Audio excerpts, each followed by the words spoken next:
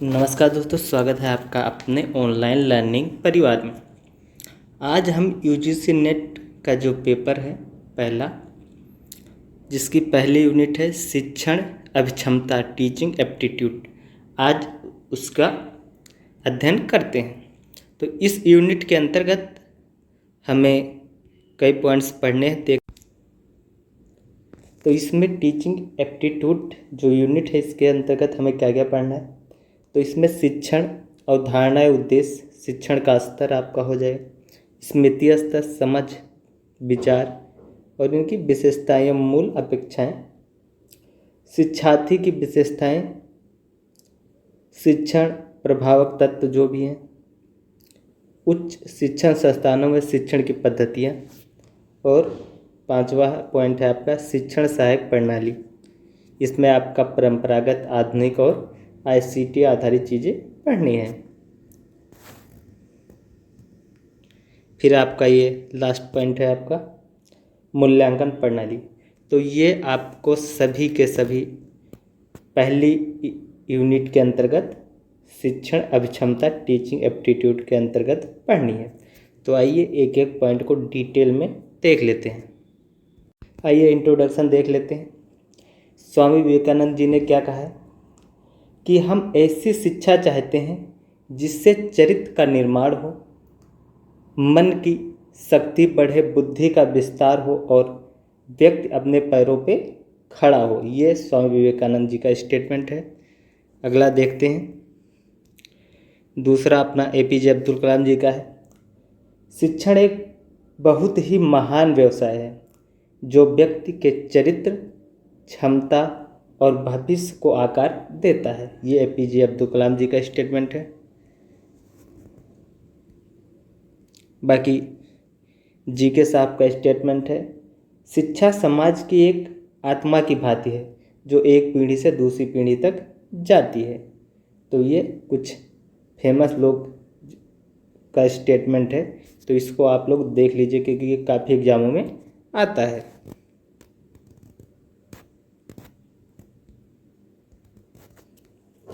एक राष्ट्र की प्रगति और समृद्धि मानव संसाधनों के विकास पर निर्भर करती है। इस उद्देश्य की पूर्ति के लिए सक्षम शिक्षकों की सदैव आवश्यकता रहती है।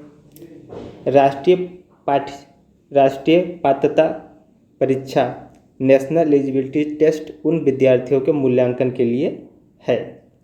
तो ये टीचिंग एप्टीट्यूड के अंतर्गत इन चीज़ों को पढ़ना है। आइए देखते हैं। आइए पहला पॉइंट पढ़ते हैं।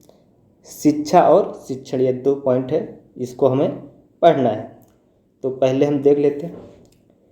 शिक्षण का मूल अर्थ है शिक्षा प्रदान करना। हम पहले ये जान लें कि शिक्षा क्या है। इसकी उत्पत्ति जो है, शिक्षा की उत्पत्ति शिक्ष से हुई, जिसका अर्थ है ज्ञान प्राप्त करना, जिसके माध्यम से हम अपने संस्कारों एवं व्यवहारों का निर्माण करते हैं। शिक्षा हमें इस योग्य बनाती है कि हम अपने वातावरण में समायोजित होकर अपनी क्षमताओं में निहित योग्यताओं का पूर्ण विकास कर अपने परिवार, समाज, राष्ट्र की विशिष्ट क्षेत्र में योगदान कर सकें। शिक्षा का उद्देश्य शिष्य के ज्ञान एवं व्यवहार में वांछित परिवर्तन लाना है। शिक्षा प्रदान करने वाले शिक्षक, अध्यापक, अध्येता कहा जाता है। शिक्षक मूलतः शिक्षण उद्देश्यों की प्राप्ति के लिए सहजकर्ता के रूप में कार्य करता है।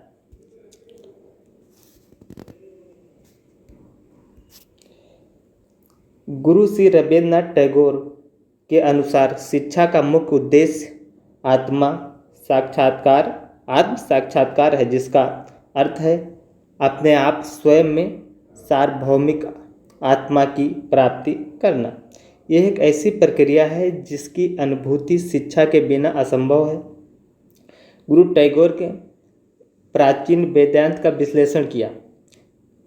स्वामी विवेकानंद ने शिक्षा को इस ढंग से परिभाषित किया है, शिक्षा एक व्यक्ति में पहले से ही पूर्णता की अभिव्यक्ति है।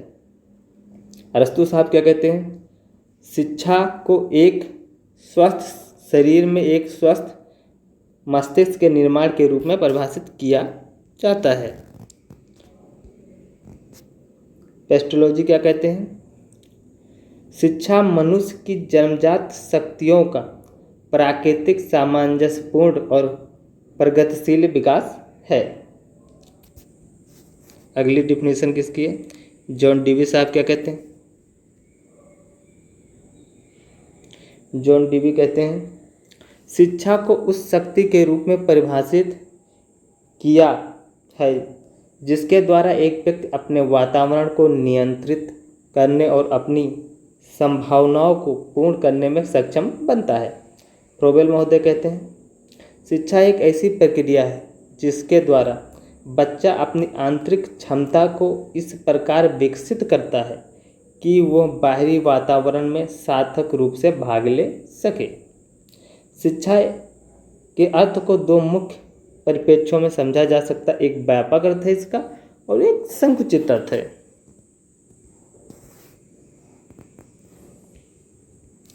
तो शिक्षा का व्यापक अर्थ के अनुसार यह संसार हमारा शिक्षा क्षेत्र है।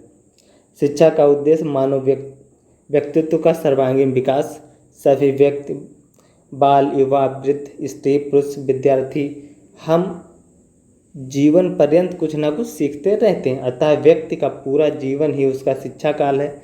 साथ ही प्रत्येक व्यक्ति जहाँ स्वयं दूसरों से कुछ सीखता है वह दूसरों को भी कुछ ना कुछ शिक्षा देता है। जीवन की छोटी छोटी घटनाएं भी हमें शिक्षा देती हैं। शिक्षा का संकुचित अर्थ, शिक्षा केवल शिक्षण संस्थानों में ही दी जाती है। इसका एक निश्चित पाठ्यक्रम अवधि होती है। शिक्षा का उद्देश्य विशिष्ट विषयों का ज्ञान प्राप्त करना है, जिसका मूल्यांकन होता है और तत्पश्चात मानक उपाधि व प्रमाण पत्र मिलते हैं। शिक्षा कहीं ना कहीं कक्ष और पाठ्य पुस्तकों तक ही सीमित रह जाती है, ये संकुचित अर्थ में होता है। UNESCO, united nations educational, scientific and cultural organisation द्वारा स्थापित डेलोर कमीशन, ये आप देख लीजिए, डेलोर कमीशन ने 1996 में अपनी report learning the teacher within में शिक्षा के द्वारा शिक्षार्थियों में मानवाधिकार, सामाजिक दायित्व, सामाजिक समानता, लैंगिक सामाजिक समानता, लोकतांत्रिक भागीदारी, सहिष्णुता, सहकारी भावना, रचनात्मकता, पर्यावरण के प्रति संवेदनशीलता, शांति, अहिंसा, प्रेम आदि मूल्य विकसित करने पर बल दिया है।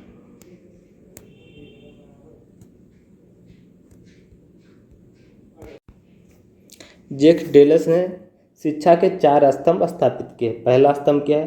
कुछ बनने के लिए अधिगम, जैसे लर्निंग टू बी। ज्ञान के लिए अधिगम, लर्निंग फॉर नॉलेज। कुछ करने के लिए अधिगम, लर्निंग टू डू। साथ रहने के अधिगम, learning to live together, learning to live together. ये आपका 4th हो जाएगा। तो ये इन्होंने 4 स्तंभ दिए हैं जो काफ़ी महत्वपूर्ण है। शिक्षण औपचारिक और अनौपचारिक दोनों प्रकार का हो सकता है। अनौपचारिक शिक्षा मुख्यतः परिवार में हो जाती है, समुदाय द्वारा जीवन के आरंभिक वर्षों में प्रदान की जाती है। जो दूसरी तरफ जो औपचारिक शिक्षा है, ये शिक्षण संस्थानों में एवं शिक्षक की भूमिका इसमें अहम होती है। जो औपचारिक शिक्षा है, इसमें शिक्षार्थी का कुछ शुल्क भी देना पड़ सकता है। इसमें शुल्क देते हैं, जैसे कोई विद्यालय में जाता है तो उसका शुल्क देना पड़ता है। वर्तमान में पारिवारिक, सामाजिक और आर्थिक परिवर्तनों के कारण शिक्षा औपचारिक बनती जा रही है।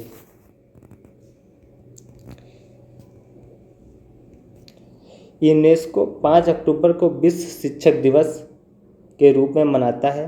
भारत 5 सितंबर को शिक्षक दिवस के रूप में मनाता है, जो कि हमारे दूसरे राष्ट्रपति सर्वपल्ली डॉक्टर राधाकृष्णन जी की जयंती है 5 सितंबर को। तो ये मनाता है भारत शिक्षक दिवस 5 सितंबर को भारत मनाता है और 5 अक्टूबर को ये यूनेस्को मनाती है।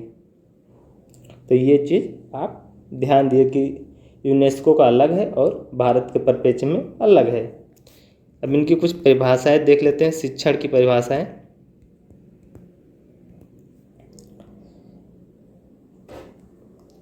अब हम शिक्षा से शिक्षण पर अपना ध्यान केंद्रित कर रहे हैं। शिक्षण को अनेक प्रकार से परिभाषित किया जा सकता है। तो पहला, शिक्षण अधिगम प्रक्रिया लर्निंग प्रोसेस की उद्देश्यपूर्ण दिशा है। दूसरा, शिक्षण शिक्षकों द्वारा छात्रों को प्रदान किए गए अनुभवों के आधार पर उनमें अपेक्षाकृत अस्थायी परिवर्तन की प्रक्रिया है। यह काफ़ी इम्पोर्टेंट डिफिनीशन है। नंबर 3, शिक्षण ज्ञान अनुभव और वैज्ञानिक सिद्धांतों का दक्षता से समाज के लिए उपयोग में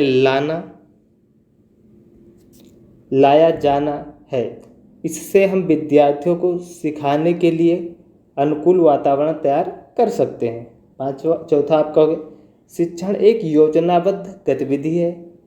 इसकी प्रभावशीलता इस बात पर निर्भर करती है कि शिक्षार्थी कितनी सुगमता, सरलता और शुद्धता से विषय वस्तु को ग्रहण करते हैं। तो ये आपकी कुछ इम्पोर्टेंट डिफिनीशंस हो गई। इसमें आगे देख लेते हैं। शिक्षण पूर्व निर्धारित उद्देश्यों को प्राप्त करने के लिए शिक्षार्थी, शिक्षक और अन्य चरों को सुव्यवस्थित तरीके से संगठित करने की प्रक्रिया है। छठा पॉइंट होगा, शिक्षण छात्रों द्वारा वांछित ज्ञान और कौशल सीखने एवं अधिग्रहण करने की प्रक्रिया है, जिससे वे समाज में बेहतर जीवन यापन कर सकें। अब आगे देख लेते हैं शिक्षण से संबंधित कुछ अवधारणाएं। अधिगम शिक्षण व्यवस्था का मुख्य उद्देश्य होता है। अधिगम की अवधारणा बहुत ही गतिशील है। शैक्षिक प्रक्रिया में 3 प्रकार के प्रश्न होते हैं। पहला है क्यों, दर्शन शास्त्र द्वारा तय किया जाता है। कैसे, मनोविज्ञान द्वारा तय किया जाता है। और क्या, सामाजिक आवश्यकताओं के अनुसार तय किया जाता है। इसलिए शिक्षा दार्शनिक, मनोवैज्ञानिक और सामाजिक पहलुओं पर आधारित है। पाश्चात्य दर्शन के अनुसार सुकरात को शिक्षा का जनक माना जाता है। व्यवहारवादी मनोवैज्ञानिक विद्यालय जो आपका है बिहेवियरिस्ट स्कूल ऑफ थॉट, यह दृष्टिकोण वर्ष 1990 के दशक में विकसित हुआ। यह 20वीं शताब्दी के प्रारंभ में अधिक प्रख्यात था। अधिगम के मूल रूप में वातावरण के उद्दीपन और व्यक्ति प्रक्रिया, जिसे हम रिस्पॉन्स यानी आर के परिणामस्वरूप व्यवहार में परिवर्तन सम्मिलित हैं। पुरस्कार और दंड के उपयोग के परिणाम स्वरूप इस तरह के परिवर्तन क्रमित ढंग से होते हैं। स्वाभाविक रूप से हम व्यवहार से मापने योग्य परिवर्तन में रुचि रखते हैं। तो ये चीज़ हो गया आपका। तो ये अगला पॉइंट देख लेते हैं कि व्यवहार सिद्धांत जो है, इसमें इम्पोर्टेंट चीज़ क्या है। तो थॉर्नडाइक साहब का स्टेटमेंट क्या है, यहाँ 2 दृष्टिकोण विद्यमान है। पहला है उत्तेजना की प्रक्रिया को सकारात्मक पुरस्कृत प्रभाव के बाद प्रबलित किया जाता है, और दूसरा एक उत्तेजना की प्रतिक्रिया। तो इन्होंने 3 सिद्धांत दिए हैं। तो तीनों सिद्धांत को हम देख लेते हैं। प्रभाव का नियम, पहला नियम इनका है प्रभाव का नियम। लॉ ऑफ इफेक्ट, फोकस प्रतिक्रिया के प्रभाव पर संतोषजनक परिणाम प्रतिक्रिया को सुदृढ़ करते हैं और परिणाम एक इनाम में होता है। कष्टप्रद भावनाएं उसी को कमज़ोर करती है और परिणाम दंड में होता है। इनका मेन चीज़ ये है कि जब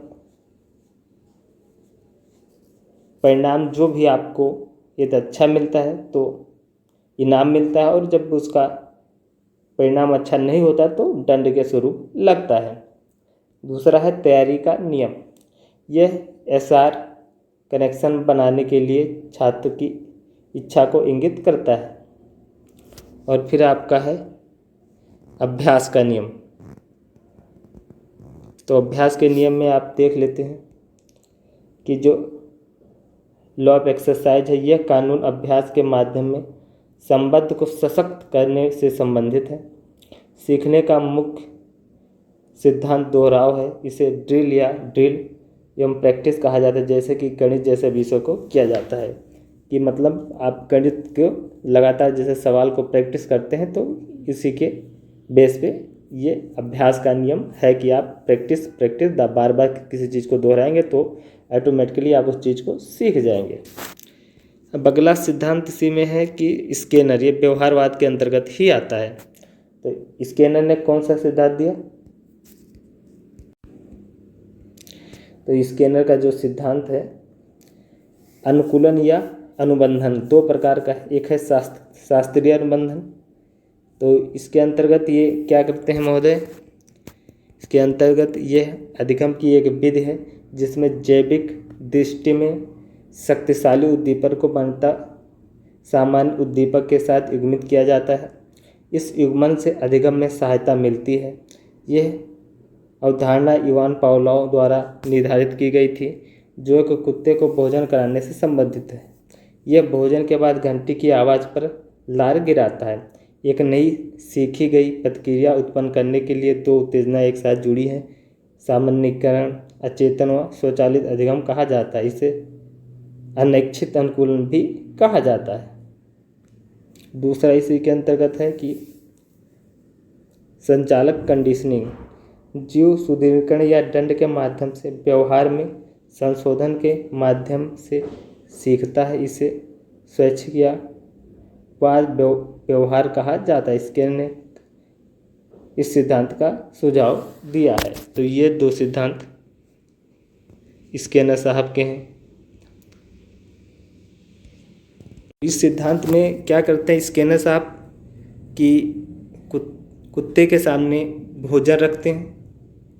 फिर क्या होता है कि कुछ समय के बाद जो भोजन रखते हैं उससे पहले घंटी बजाते हैं और चेक करते हैं कि उसमें राल आई कि राल नहीं आई। तो कुछ समय बाद क्या करते हैं कि स्कैनर साहब केवल घंटी ही बजाते हैं और भोजन रखते ही नहीं। तो क्या होता है कि तब भी कुत्ता राल टपकाता है। तो ये एक एक्सपेरिमेंट था जो स्कैनर साहब ने कुत्तों पे किया था।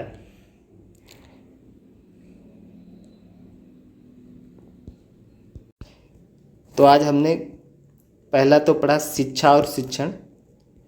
दूसरी चीज़ हमने पढ़ी इनके जैक्स डेलस के शिक्षा के 4 स्तंभ पढ़े हमने।